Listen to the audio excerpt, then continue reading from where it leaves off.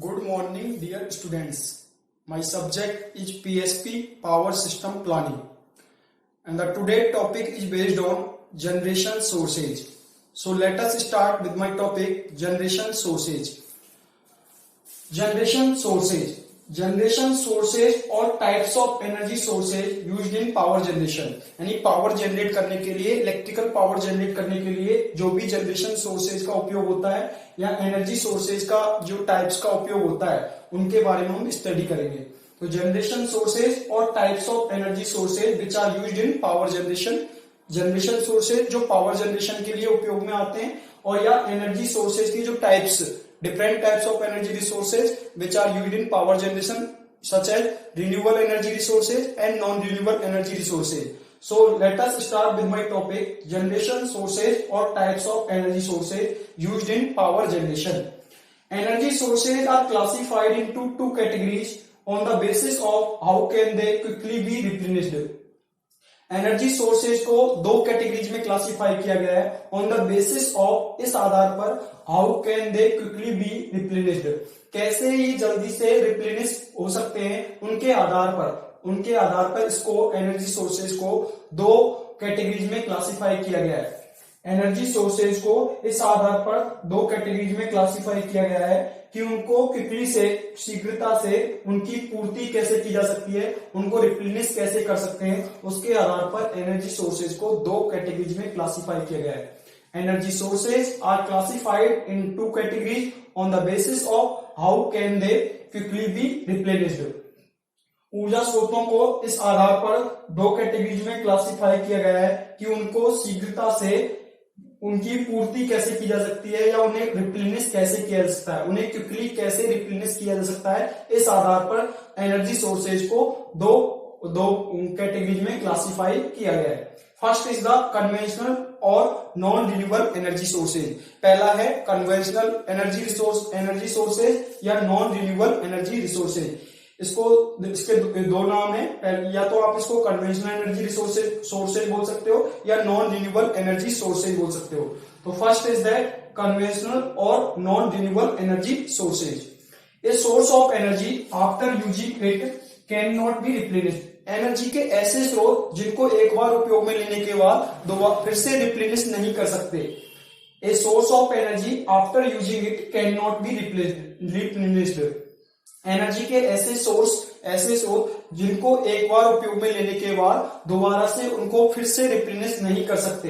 A non renewable energy source is a source of limited supply. एक non renewable energy source इस प्रकार का एक एनर्जी स्रोत है जिसकी लिमिटेड सप्लाई है, यानी ये सीमित मात्रा में होते हैं। लिमिटेड सप्लाई मींस ये हमारा जो लिमिटेड सप्लाई में है, यानी ये सीमित मात्रा में होते हैं। A non renewable energy source is a source of limited supply that we can mine और extract from the earth, जिन्हें हम क्या करते हैं, इनको जो हम निकालते हैं वो धरती के अंदर से निकालते हैं, धरती के अंदर से इनको हम निकालते हैं, अर्थ के अंदर से निकालते हैं, and it will eventually run out, और अंततः ये क्या हो जाएंगे, समाप्त हो जाएंगे। ठीक है।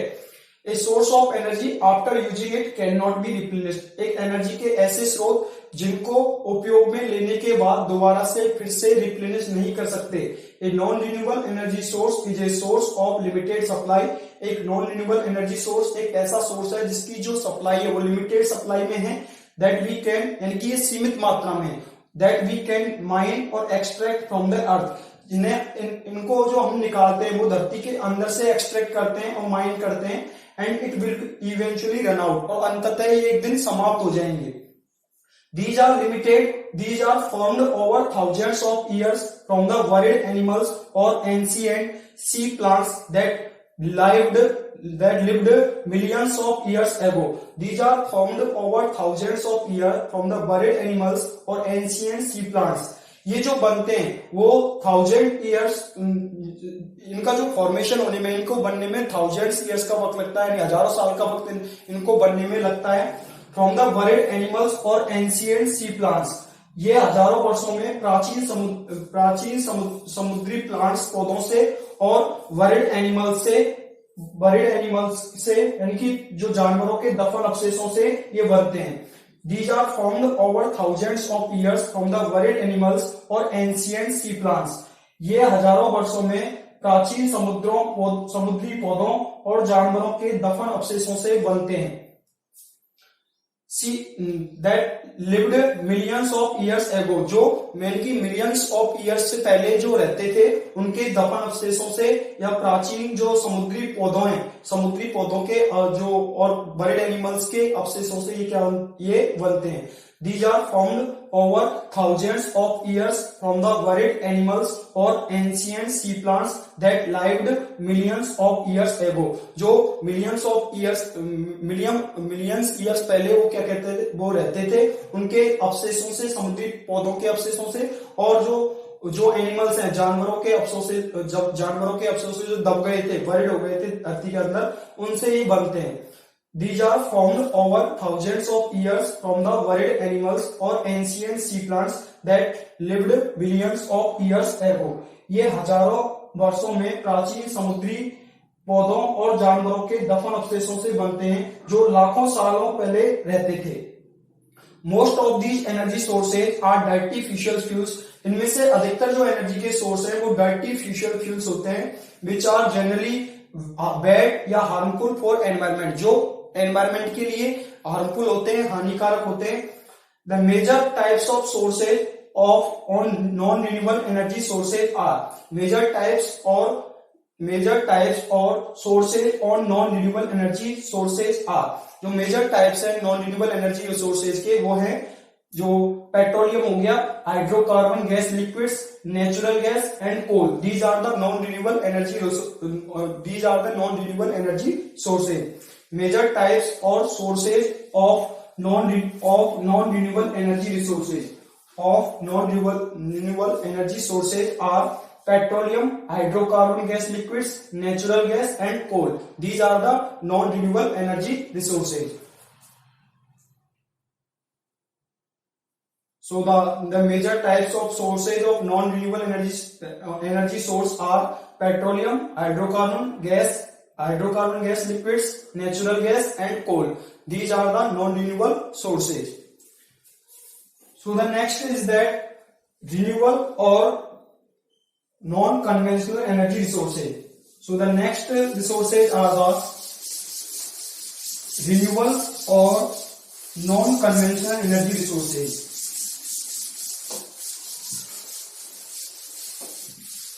Renewable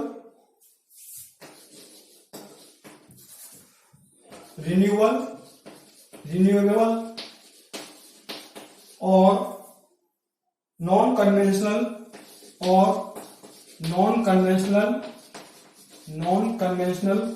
energy sources, renewable energy sources या non-conventional energy sources.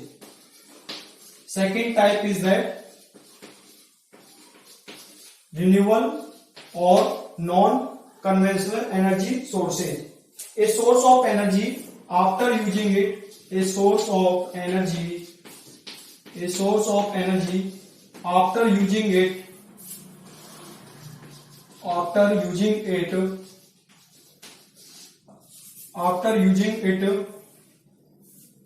can be replenished.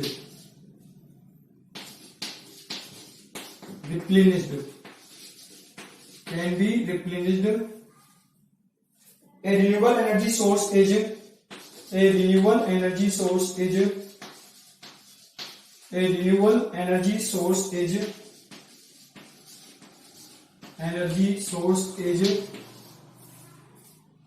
any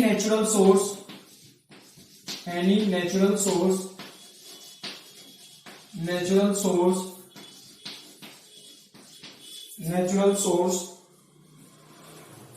natural resource that can replace it quickly,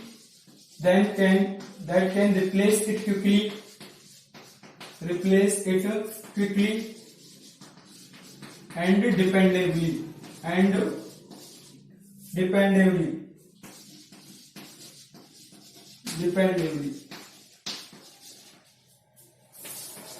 And the next point is that these energy sources are plentiful.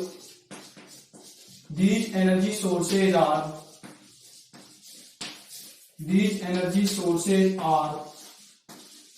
plentiful,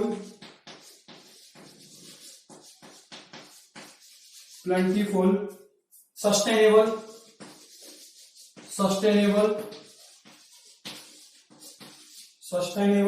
naturally replenished,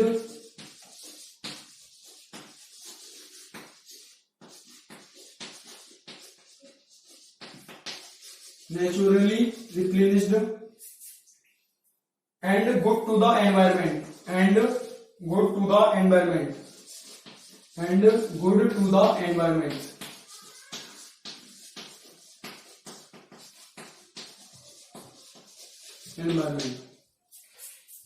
second जो source है energy का वो है renewable और non conventional energy sources.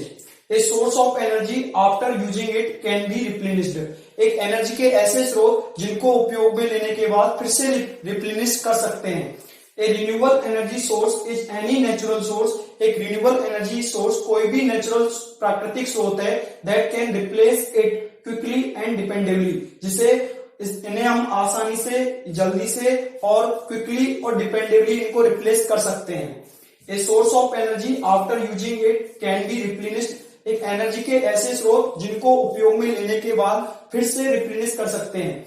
A renewable energy source is any natural source, एक renewable energy source कोई भी प्राकृतिक स्रोत है that can replace it quickly and dependably, इनको हम क्विकली और डिपेंडेबली इनको रिप्लेस कर सकते हैं, यानी कि इनको जल्दी से, यानी कि क्विकली, शीघ्रता से और भरोसेमंद रूप से इनको रिप्लेस कर सकते हैं। These energy sources are plentiful, sustainable, naturally replenished and good to the environment. ये एनर्जी सोर्सेज हैं जो प्रचुर मात्रा में है। प्लेंटीफुल मतलब इनके पर्याप्त भंडार है, प्लेंटीफुल मतलब प्रचुर मात्रा में है। सस्टेनेबल टिकाऊ है, नेचुरली रिप्लेनिश्ड, नेचुरली यानी कि प्राकृतिक रूप से रिप्लेनिश होने वाले हैं, रिप्लेनिश हो सकते हैं, and good to the environment, और एनवायरमेंट के लिए भी क्या है, अच्छे हैं। तो ये जो एनर्जी रिसोर्सेज हैं, रिन्यूएबल एनर्जी रिसोर्सेज हैं, वो एनवायरमेंट के लिए इको फ्रेंडली हैं, और इसके अलावा ये जो एनवायरमेंट को पॉल्यूट नहीं करते हैं, ठीक है, और इनके लिए कोई भी कॉस्ट हमें देनी नहीं पड़ती है, यानी इनकी कोई भी कॉस्ट नहीं होती है। जबकि जब हम कोल, पेट्रोल, डीजल, यदि हम नॉन रिन्यूएबल एनर्जी रिसोर्सेज की बात करें तो उनके लिए हमको कॉस्ट पे करना पड़ता है, लेकिन ये हमारे पास नेचुरली, जो रिन्यूएबल एनर्जी रिसोर्सेज हैं वो हमारे पास नेचुरली अवेलेबल है, तो इनकी हमें कोई भी कॉस्ट देनी नहीं पड़ती। जो हमारे नॉन रिन्यूएबल एनर्जी रिसोर्सेज हैं वो हमारे पास सीमित मात्रा में है, ठीक है, ये हमारे पास असीमित है, इनके अपार भंडार है, ये हमारे प्रचुर मात्रा में उपलब्ध है, ठीक है। इसके अलावा जो नॉन रिन्यूएबल एनर्जी रिसोर्सेज हैं उनको बनने में हजारों साल लगते हैं, लेकिन इनको बनने में शॉर्ट टाइम पीरियड लगता है, ठीक है, ये हमारे पास नेचुरली अवेलेबल है, ठीक है।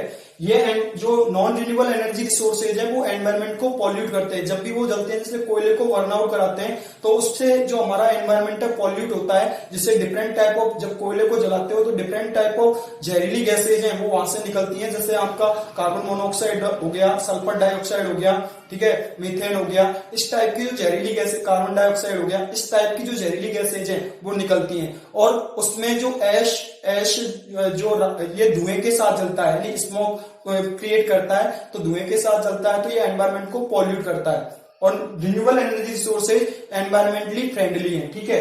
इसके अलावा जो नॉन रिन्यूएबल एनर्जी रिसोर्सेज है उनके एग्जांपल है पेट्रोल हो गया, डीजल हो गया, नेचुरल गैस हो गया, न्यूक्लियर एनर्जी हो गया, थर्मल एनर्जी हो गया। These are the non renewable energy resources and the renewable energy resources examples are, renewable energy resources के जो एग्जांपल्स हैं वो कौन कौन से हैं, बायोमास एनर्जी हो गई, ठीक है, जियो थर्मल एनर्जी हो गई, टाइडल पावर हो गई, इसके अलावा विंड एनर्जी हो गई, इसके बाद में सोलर एनर्जी हो गई, ये जो हमारे, और बायोमास एनर्जी हो गई, ये जो हमारे रिसोर्सेज है वो हमारे कहलाते हैं renewable energy resources. So the example of renewable energy resources, यानी रिन्यूएबल एनर्जी रिसोर्सेज कौन कौन से हैं वो देखते हैं। रिन्यूएबल एनर्जी रिसोर्सेज सच है, जैसे कि कौन कौन से एनर्जी रिसोर्सेज है रिन्यूएबल एनर्जी रिसोर्सेज। फर्स्ट हो गया सोलर एनर्जी फ्रॉम द सन, यानी कि जो सोलर एनर्जी हमें सूर्य से मिल रही है वो हमें पर्याप्त मात्रा में है, और जब तक सूर्य रहेगा तब तक आपको ये सोलर एनर्जी मिलती रहेगी। तो solar energy from the sun, first is the solar energy from the sun, second is that wind energy, and third is that geothermal energy from the earth interior, यानी अर्थ के अंदर से जो heat निकलती है उससे जो हमारी एनर्जी होती है उसको बोलते हैं geothermal energy from the heat inside the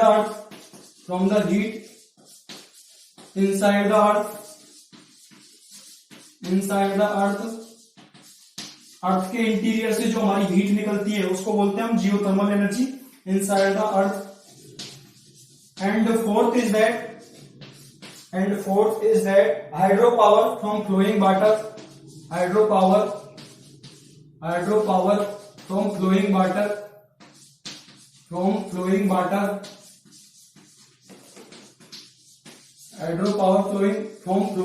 जो हमारे पास वाटर अवेलेबल है वो हमारे पास सी की फॉर्म में है, रिवर्स की फॉर्म में है, लेक्स की फॉर्म में है। तो ये जो हाइड्रो पावर है फ्लोइंग वाटर से जो हमारी यानी कि पानी के फ्लो होने से जो हमारा हाइड्रो पावर है वो हमारा रिन्यूएबल एनर्जी रिसोर्स है।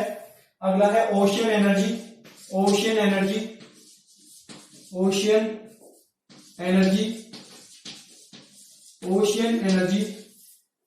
In the form of wave, यानी कि वेव्स की फॉर्म में, यानी तरंगों की फॉर्म में जो हमारी ओशियन एनर्जी है in the form of wave, tidal current energy and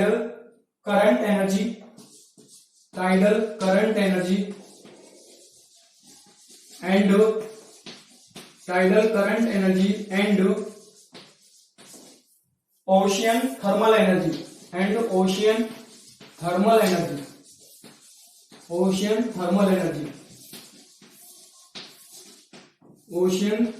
energy इसके बाद में आता है biomass power plant, biomass energy या बायोमास पावर प्लांट भी बोल सकते हो, बायोमास पावर प्लांट या बायोमास एनर्जी। तो जो हमारे रिन्यूएबल एनर्जी रिसोर्सेज की जो एग्जांपल्स हैं, जो रिन्यूएबल एनर्जी रिसोर्सेज होते हैं वो होता है सोलर एनर्जी फ्रॉम द सन, यानी सूर्य से जो हमें सोलर एनर्जी मिलती है वो रिन्यूएबल एनर्जी रिसोर्सेज है। Wind energy, third is that geothermal energy from the heat inside the अर्थ, यानी धरती के अंदर से जो हीट निकलती है वो जियोथर्मल एनर्जी है।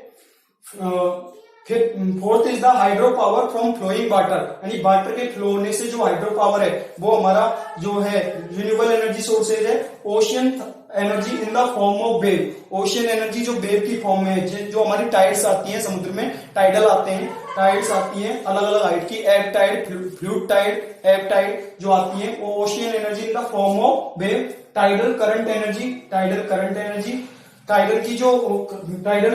एनर्जी, ठीक है, टाइडल करंट एनर्जी।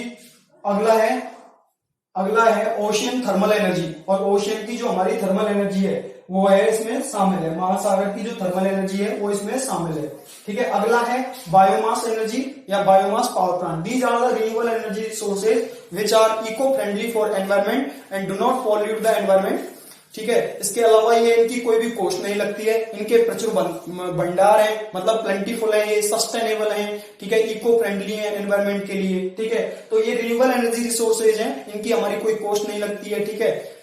तो ये हमारा पर सबसे बड़ा डिसएडवांटेज रिन्यूएबल एनर्जी रिसोर्सेज का ये है, ये इंटरमिटेंट नेचर के होते हैं। कैसे होते हैं? इंटरमिटेंट नेचर के होते हैं, यानी रुक रुक के चलने वाले होते हैं। जैसे जो आपका सोलर है वो गर्मियों के दिनों में, जैसे गर्मियों के दिनों में जब टेम्परेचर बहुत ज्यादा होता है तो उस टाइम पे सोलर जो पावर प्लांट है वो बेनिफिशियल है, लेकिन जैसे ही सर्दी आएगी, जैसे ही विंटर आएगी तो उस टाइम पे इसका जो आउटपुट है वो रिड्यूस हो जाता है, ठीक है। तो ये इंटरमिटेंट नेचर के हैं। लेकिन जो आपका नॉन रिन्यूएबल एनर्जी रिसोर्सेज हैं उनमें जब तक आपके पास फ्यूल अवेलेबल है तब तक आपका जो आउटपुट है मेंटेन रहता है, आउटपुट अच्छा रहता है। लेकिन ये जो हमारे रिन्यूएबल एनर्जी रिसोर्सेज हैं वो क्या है? वो इंटरमिटेंट नेचर के होते हैं और इनकी इफिशियंसी भी क्या होती है? कम होती है।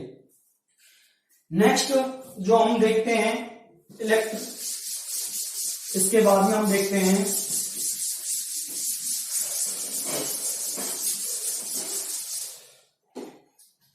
इसके बाद में चार्ट देखते हैं इलेक्ट्रिसिटी जनरेशन के लिए 2019-20 में। ये एक फाइनेंशियल ईयर 2019-20 में एक सर्वे किया गया, उसके अकॉर्डिंग जो हमारा इलेक्ट्रिसिटी जनरेट हो रहा है इंडिया में वो किस तरीके से हो रहा है वो हम देख लेते हैं। ठीक है, this is the financial year, F by means financial year, और ये 2019-20 का डाटा है। 2019-20 में हम कितना जो पावर है वो जनरेट कर रहे थे। जो टोटल पावर जनरेट हुआ था वो हुआ था 1391 बिलियन यूनिट जनरेट हुई थी। यानी कितनी यूनिट जनरेट की थी हमने? 1391 बिलियन यूनिट हमने जनरेट की थी। ठीक है, तो इसमें अलग अलग पावर प्लांट्स का रोल था। जैसे सोलर के द्वारा हमने 3.6% किया था, सोलर के द्वारा ओनली केवल 3.6% किया था। दिस इज द सोलर, और सोलर का जो परसेंटेज था इसमें वो 3.6% था। ठीक है, इसके अलावा विंड की बात करें तो विंड का जो इसमें परसेंटेज था वो था 4.65%। ये जो विंड का परसेंटेज था ये विंड का था, और विंड का था आपका, विंड का परसेंटेज था 4.65 या 4.65, ये आपका विंड था, और विंड का परसेंटेज था जिससे हमने 4.65%। ठीक है, ये हमारे विंड के द्वारा हमने जनरेट की थी। इसके अलावा जो हाइड्रो पावर प्लांट है जिनके द्वारा हमने, हाइड्रो पावर प्लांट है उनके द्वारा, ये जो हमारा हाइड्रो पावर प्लांट के द्वारा, हाइड्रो पावर प्लांट के द्वारा हमने 11.21%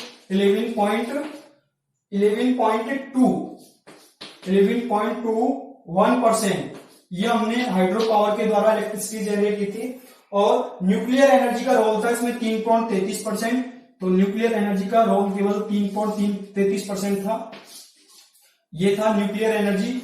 और न्यूक्लियर एनर्जी का जो परसेंटेज था वो था 3.33%, 3.33%।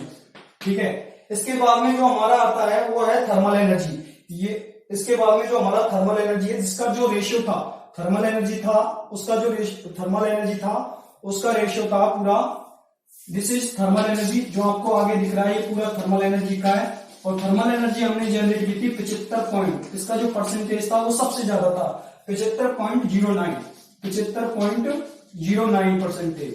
ये जो हमारी थी वो थर्मल एनर्जी थी 75.09।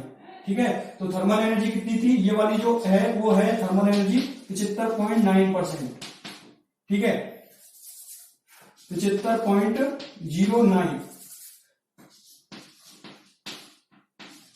75.09%। ये क्या हमारी थर्मल एनर्जी थी। ठीक है, ये हमारी थर्मल एनर्जी थी। तो सबसे पहले ये जो हमारा डाटा है chart for electricity generation in 2019-20, electricity generation chart for electricity generation in 2019 to 20, 2019 to 2020। ठीक है, ये हमारा इन इंडिया में जो हमारा इलेक्ट्रिसिटी जनरेट हुआ था 2019-20 में उसका जो फ्लो चार्ट है वो यहाँ पे दिखाया गया आपको। देखो इसमें क्या था, हमने सबसे पहले देखते हैं सोलर एनर्जी। जो फाइनेंशियल ईयर 2019-20 में 1391 बिलियन यूनिट हमने जनरेट की थी, 1391 बिलियन यूनिट जनरेट हुई थी। ठीक है, 2019-20 की बात कर रहे हैं, 2019-20 का डाटा है। 2019-20 में हमने 1391 बिलियन यूनिट जनरेट की थी। ठीक है, किसके द्वारा की थी? ये पावर प्लांट का उनमें योगदान था, कंट्रीब्यूशन था। सोलर का 3.6% था, विंड एनर्जी का जो परसेंटेज था वो 4.65% था, हाइड्रो पावर प्लांट का जो परसेंटेज था वो था 11.21% था, और न्यूक्लियर एनर्जी का जो परसेंटेज था वो 3.33% था, 3.33%। ये एक तो जो न्यूक्लियर फ्यूल है एक तो महंगा होता है। ठीक है, इसलिए हमारा जो न्यूक्लियर एनर्जी और एक जो ज्यादा ये एनवायरमेंट को पॉल्यूट करता है। ठीक है, और ये महंगा पड़ता है न्यूक्लियर फ्यूल, इसलिए इसका जो परसेंटेज था वो 3.33% था इंडिया में 2019-20 के सर्वे में। और थर्मल एनर्जी का जो कंट्रीब्यूशन है वो सबसे ज्यादा था 75.09%। तो थर्मल एनर्जी का परसेंटेज फॉर्म कितना था? 75.09%। इसके अलावा कुछ छोटे छोटे पावर प्लांट थे, जैसे स्मॉल हाइड्रो पावर प्लांट हो गए। ठीक है, कुछ छोटे छोटे हाइड्रो पावर प्लांट थे, कुछ बायोगैस पावर प्लांट थे, बायोमास एनर्जी के द्वारा चलने वाले पावर प्लांट थे, ठीक है, उनका भी इसमें कुछ योगदान था, कुछ टाइडल पावर प्लांट थे, ठीक है। तो इस टाइप का जो टोटल डाटा निकल के आता है उसमें हमारा जो फाइनेंशियल ईयर 2019-20 में 1391 बिलियन यूनिट जनरेट हुई थी, ठीक है। और उसमें सोलर का जो कंट्रीब्यूशन था 3.6%, विंड का था 4.65%, हाइड्रो पावर का जो परसेंटेज था वो था 11.2%, 21%, और न्यूक्लियर एनर्जी का जो परसेंटेज फॉर्म था 3.33%। इसके अलावा थर्मल एनर्जी का जो परसेंटेज था वो सबसे ज्यादा था, कंट्रीब्यूशन सबसे ज्यादा थर्मल एनर्जी का था, जो कितना था 75.09%, 75.09, ये हमारा थर्मल एनर्जी का कंट्रीब्यूशन था। इसके अलावा कुछ छोटे छोटे पावर प्लांट थे, जैसे स्मॉल हाइड्रो पावर प्लांट्स हो गए, स्मॉल बायोगैस पावर प्लांट हो गए, इसके अलावा जो जियो थर्मल पावर प्लांट हो गए, इसके अलावा टाइडल पावर प्लांट हो गए, उनका भी कुछ कंट्रीब्यूशन था। तो इस प्रकार टोटल जो 2019-20 फाइनेंशियल ईयर में 1391 बिलियन यूनिट हमने जनरेट की थी, ठीक है। नेक्स्ट इज दैट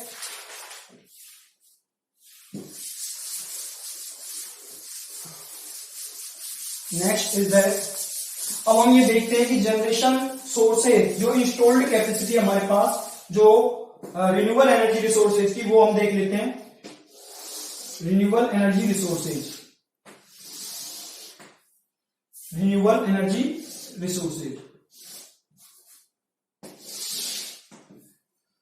जो हमारा रिन्यूएबल एनर्जी रिसोर्सेज है, उसमें अलग अलग जो हमारे रिन्यूएबल एनर्जी रिसोर्सेज है उनके द्वारा हमने कितना पावर जनरेट किया था, ठीक है। तो सबसे पहले इंस्टॉल्ड कैपेसिटी दोबारा से मिटाते हैं, इसको फिर बनाते हैं।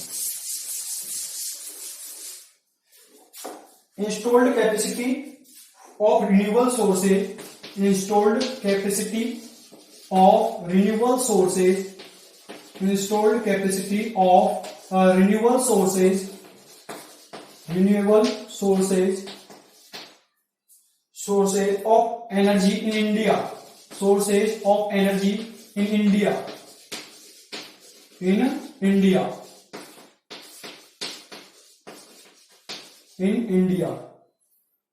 as on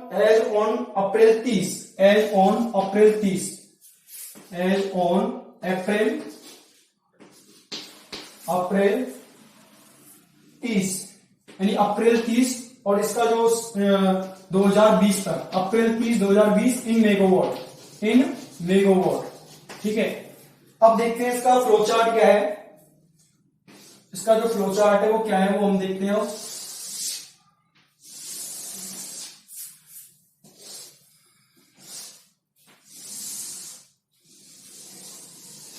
ये एक फ्लो चार्ट बनाते हैं हम, जिससे पता लगाएंगे हम कितना हमने एनर्जी जनरेट की।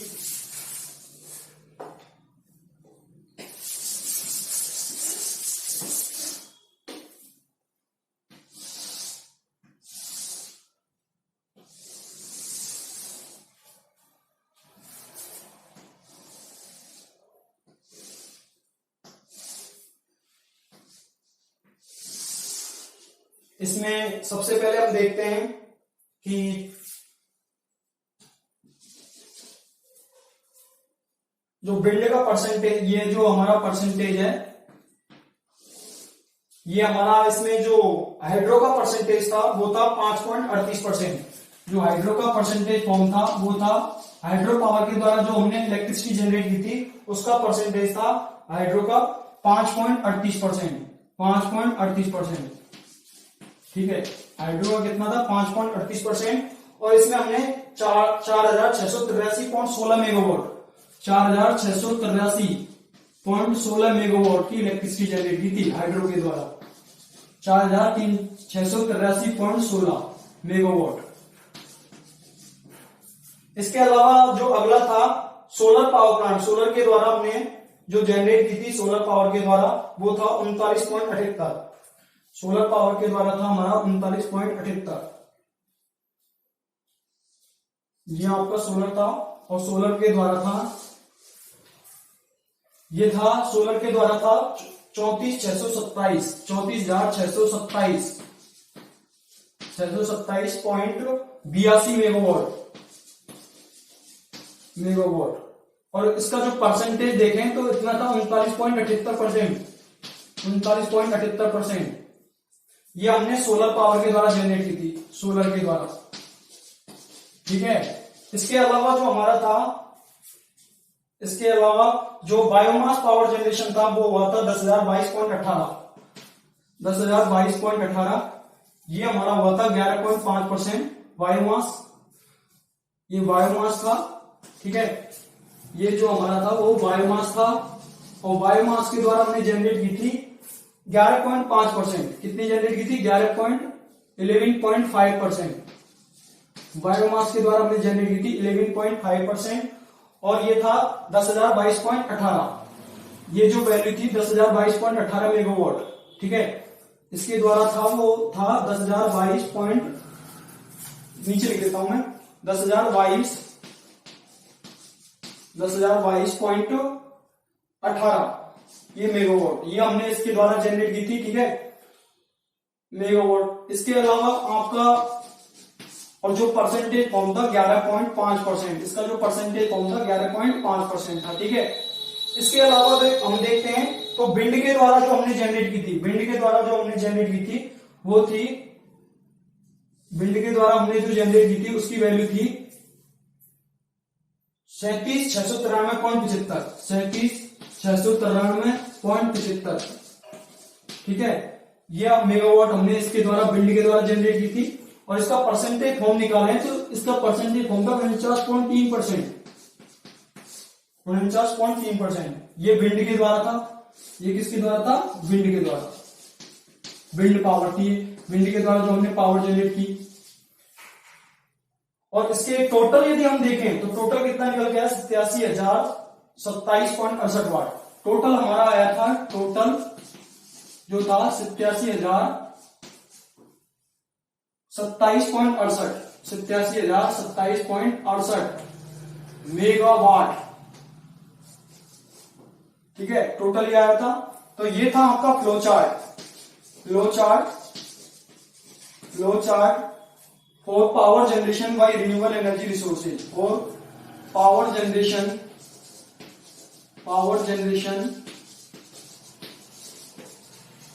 Bye renewable energy resources, renewable energy sources. तो ये था हमारा जो हमने रिन्यूएबल एनर्जी सोर्सेज के द्वारा जो पावर जनरेट की थी।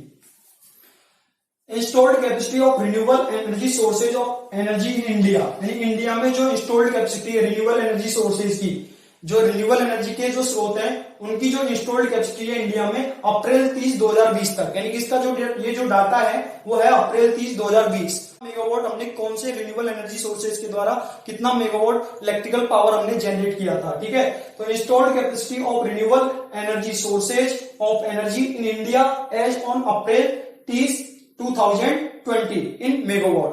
तो सबसे पहले हम देखते हैं तो हाइड्रो पावर का जो परसेंटेज फॉर्म था, हाइड्रो पावर का जो हमने पावर जनरेट की थी वो जनरेट की थी 4,683.16 मेगावाट, जिसका परसेंटेज देखें तो 5.38% था। हाइड्रो पावर का जो कॉन्ट्रीब्यूशन था वो 5.38% था, और इसके द्वारा जो हमने पावर जनरेट की थी इलेक्ट्रिकल पावर वो हुई थी 4,683.16 मेगावाट। दूसरा आगे आए तो हम सोलर पावर प्लांट में देखते हैं सोलर पावर के द्वारा हमने कितनी एनर्जी जनरेट की। सोलर पावर के द्वारा जो हमने एनर्जी जनरेट की थी वो थी 34,627.82 मेगावाट, और इसका जो परसेंटेज देखें तो 39.78% हमने जो इलेक्ट्रिकल पावर जो जनरेट की थी वो सोलर पावर के द्वारा जनरेट की थी, जिसका जो मेगावाट में देखें तो 34,627.82 मेगावाट, जो परसेंटेज फॉर्म में इसको देखें तो 39.78% था। आगे हम देखें तो बायोमास जो एनर्जी का जो रोल था, जो बायोमास एनर्जी का रोल था वो था 11.5%, ठीक है। और बायोमास एनर्जी हमने कितना मेगावाट जनरेट की थी, 10,022.18 मेगावाट हमने बायोमास एनर्जी जनरेट की थी, और जो परसेंटेज में देखें तो इसको बायोमास को तो 11.5% था, ठीक है। इसके अलावा आगे देखें तो हमारा सबसे ज्यादा था विंड पावर, सबसे ज्यादा क्या था, विंड पावर। तो विंड पावर में देखो 49.3%, और इसका जो टोटल मेगावाट जो हमने जनरेट की थी इलेक्ट्रिकल पावर जनरेट की थी वो थी 37,693.75 मेगावाट, जो हमने लगभग जो इसका जो परसेंटेज फॉर्म देखें तो 49.3%, ठीक है। तो सबसे ज्यादा जो हमने इलेक्ट्रिकल पावर जनरेट की थी 2020 में अप्रैल 30 2020 तक का जो डाटा है उसमें हमने जो सबसे ज्यादा इलेक्ट्रिकल पावर जनरेट की थी रिन्यूएबल एनर्जी सोर्सेज के द्वारा, उसमें सबसे ज्यादा विंड पावर के द्वारा, wind electricity generating power plant या विंड पावर के द्वारा हमने सबसे ज्यादा इलेक्ट्रिसिटी जनरेट की थी और वो कितनी थी 49.3%, मीन्स 37,693.75 मेगावाट। और दूसरे स्थान पे इसके बाद दूसरा नंबर आता है इसका सोलर का। किसका आता है? सोलर का। सोलर के द्वारा हमने 34,627.82 मेगावाट की इलेक्ट्रिसिटी जनरेट की थी, जो परसेंटेज फॉर्म में देखें तो 39.78% है।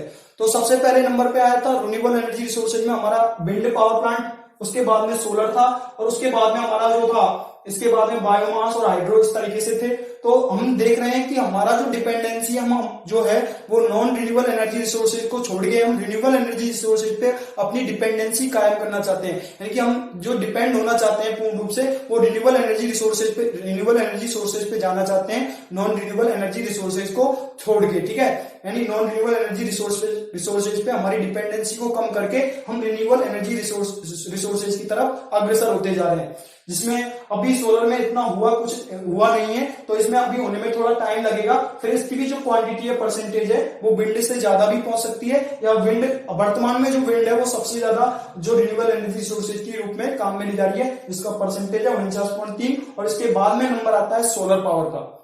तो this is the installed capacity of renewable energy resources in India as on April 30 2020 in megawatt. ठीक है, इतना मेगावाट हम पावर जनरेट कर रहे थे, कितना परसेंटेज में हम कौन से रिन्यूएबल एनर्जी रिसोर्सेज के द्वारा पावर जनरेट कर रहे थे।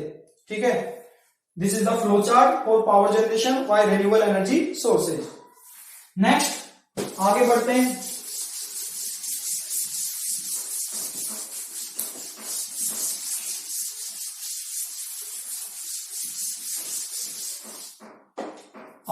हैं।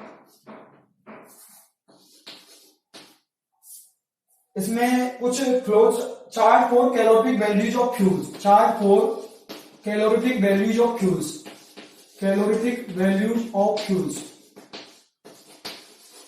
कैलोरीफिक वैल्यूज ऑफ फ्यूल्स, यानी फ्यूल्स की कैलोरीफिक वैल्यूज के लिए एक चार्ट दिया गया है। इसमें फ्यूल है और उसकी कैलोरीफिक वैल्यू है, फ्यूल और उसकी कैलोरीफिक वैल्यू, और इसको मेजर करते हैं हम किलोजूल पर किलोग्राम में। किसमें मेजर करते हैं? किलोजूल पर किलोग्राम में, किलोजूल पर किलोग्राम में। ठीक है, तो यहाँ पे देखते हैं, सबसे पहले फ्यूल देखते हैं काऊ डंग, यानी कि जो गाय का जो गोबर होता है उसको बोलते हैं काऊ डंग। ठीक है, तो काऊ डंग के द्वारा हम कितना जनरेट कर रहे थे? काऊ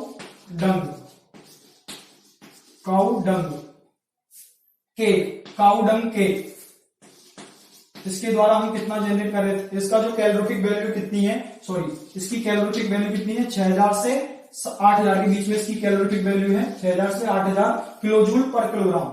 इसके बाद में नंबर आता है वुड का, इसके बाद में नंबर आता है वुड की जो कैलोरीफिक वैल्यू होती है वो है 17000 से 22000, 17000 से 22000 किलोजूल पर किलोग्राम। ठीक है, इसके बाद में आता है वुड के बाद में कोल की जो वैल्यू है वो है 25000 टू 33000, ये कैलोरीफिक वैल्यू है किलोजूल पर किलोग्राम में, जो किसकी है? कोल की। ठीक है, इसके बाद में आता है आपका पेट्रोल, इसके बाद में आपका आता है पेट्रोल, और पेट्रोल में जो इसकी कैलोरीफिक वैल्यू है पेट्रोल की वो है 45000। कितनी है? 45000 किलोजूल पर किलोग्राम। इसके बाद में आता है पेट्रोल के बाद में केरोसिन की भी वैल्यू है, जो है केरोसिन की जो वैल्यू है वो भी कितनी है? 45000। ठीक है, किलोजूल पर किलोग्राम में कैलोरीफिक वैल्यू कितनी है? 45000। इसके बाद में आता है केरोसिन के बाद में मीथेन जो एनवायरमेंट के लिए हार्मफुल होती है, मीथेन। ठीक है, मीथेन का जो कैलोरीफिक वैल्यू होता है वो है 50000। ठीक है, मीथेन की जो कैलोरीफिक वैल्यू है वो है 50000 किलोजूल पर किलोग्राम है। इसके बाद में आता है CNG, compressed natural air, compressed natural gas, इसका जो कैलोरीफिक वैल्यू है वो है 50000। इसका भी कंप्रेस्ड वैल्यू कितना है? इसका भी कैलोरीफिक वैल्यू कितना है? 50000 किलोजूल पर किलोग्राम। इसके बाद में आता है एलपीजी का मतलब लिक्विफाइड पेट्रोलियम गैस, एलपीजी, और एलपीजी की कैलोरीफिक वैल्यू है एलपीजी की कैलोरीफिक वैल्यू है 50,000। एलपीजी की भी कितनी है? 50,000। इसके बाद में नंबर आता है एलपीजी के बाद में बायोगैस। बायोगैस बायोगैस और बायोगैस की कैलोरीफिक वैल्यू होती है 35,000 से 40,000। 35,000 से 40,000। 35,000 से 40,000। ठीक है। इसके बाद में आता है हाइड्रोजन। हाइड्रोजन हाइड्रोजन और हाइड्रोजन की वैल्यू है 15,000। ठीक है, सॉरी 1,50,000। हाइड्रोजन की वैल्यू है 1,50,000। ठीक है, ये हमारा फ्यूल था और उनकी कैलोरीफिक वैल्यू थी। ठीक है,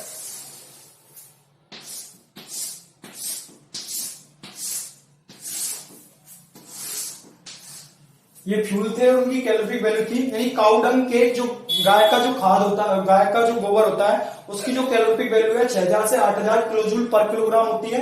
वुड लकड़ी की होती है 25,000 से, सॉरी वुड की होती है आपकी, वुड की होती है 17,000 से 22,000 कैलोरीफिक वैल्यू होती है किलोजूल पर किलोग्राम में। इसके अलावा कोल की वैल्यू होती है 25,000 टू 30,000। इसके बाद में पेट्रोल की बात करें तो पेट्रोल का होता है 45,000 कैलोरीफिक वैल्यू होती है किलोजूल पर किलोग्राम में। इसके बाद में केरोसिन की देखें तो केरोसिन की आती है कैलोरीफिक वैल्यू किलोजूल पर किलोग्राम में 45,000। ठीक है, इसके बाद में केरोसिन की देखें तो केरोसिन की भी कितनी आती है? 45,000 आती है कैलोरीफिक वैल्यू। इसके बाद में मीथेन की देखें तो मीथेन की कैलोरीफिक वैल्यू है 50,000। इसके बाद में सीएनजी जो कंप्रेस्ड नेचुरल गैस है उसकी वैल्यू होती है 50,000। इसके बाद में जो हमारा एलपीजी है इसकी कैलोरीफिक वैल्यू होती है, एलपीजी लिक्विफाइड पेट्रोलियम गैस की कैलोरीफिक वैल्यू होती है 50,000 किलोजूल पर किलोग्राम। ठीक है, इसके बाद में आता है बायोगैस। इसके बाद में बायोगैस आता है। बायोगैस की जो वैल्यू है वो होती है 35,000 से 40,000 किलोजूल पर किलोग्राम में। इसके बाद में आता है हाइड्रोजन और हाइड्रोजन की कैलोरीफिक वैल्यू होती है 1,50,000। ठीक है, तो ये नॉर्मली जो हाइड्रोजन है वो एक्सप्लोर है,